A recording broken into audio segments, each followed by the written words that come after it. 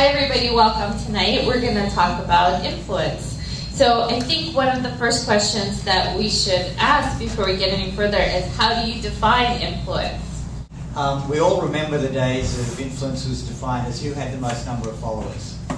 And in a wonderful way we've moved on from that world. Because in my view it didn't really mean very much. We did a job recently for a brand that had 1 million followers. And they sent a post out with a bit.ly link, and guess how many click-throughs on that link they got? 2. Very close. It was like 100. And they said, what's the problem? The problem was that all their followers came from, remember that Twitter sign-on with that preferred list?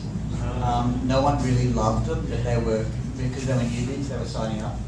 And we went out and we helped them identify 10,000 followers who really wanted them, who loved them. And their click-through went from just a bit over 2 to 500. So we think the world of the number of followers is not a good measure. We actually think that the best measure now is who has the most number of friends who are talking about your brand.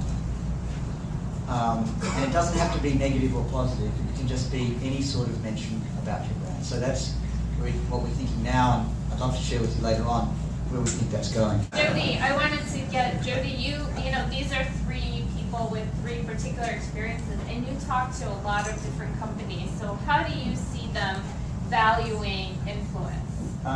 So just to give you guys some perspective on where we've come from, I said to my little boy who's 11, my youngest, I said, Sam, do you know what a typewriter is? And Sam said, Daddy, that's what they used to use in the olden days to write emails.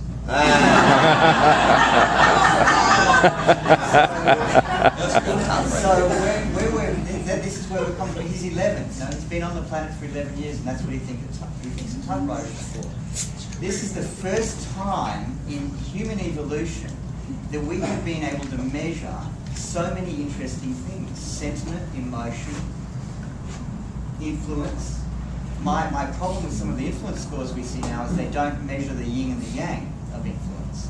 I think that influence has to be, like the universe, it has to be karmic. We have to be measuring both what you're receiving and both what you're giving. And when we add all that together, suddenly brands like Yahoo and Virgin and Kodak and others have this extraordinary amount of source data that is absolutely, generic to the communities that they want to sell to and the countries and the cities they want to sell to. And all of it is raw data. And we don't need Nielsen anymore. And at some point, perhaps we don't even need some of the very deep web analytics we have, because we have the real conversations. And I like to say we have all become, in a way, do you remember the girl in the attic in World War II? Anne Frank. Oh, sorry. and what we're doing now, she wrote... Ask the question. Not your show. Well, they didn't say anything. I was helping.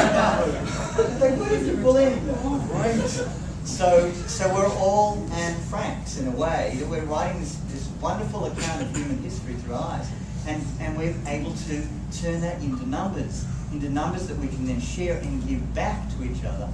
And in this sort of Heisenberg uncertainty principle way, by measuring and giving it back, we are going to change our behaviour. And that's what turns me on, and we can take that as a brand, and we can use it to guide where we go. I just want to know, we can turn that into stories and numbers, but how do you turn it into dollars? It absolutely becomes dollars when it becomes what people are really thinking about us.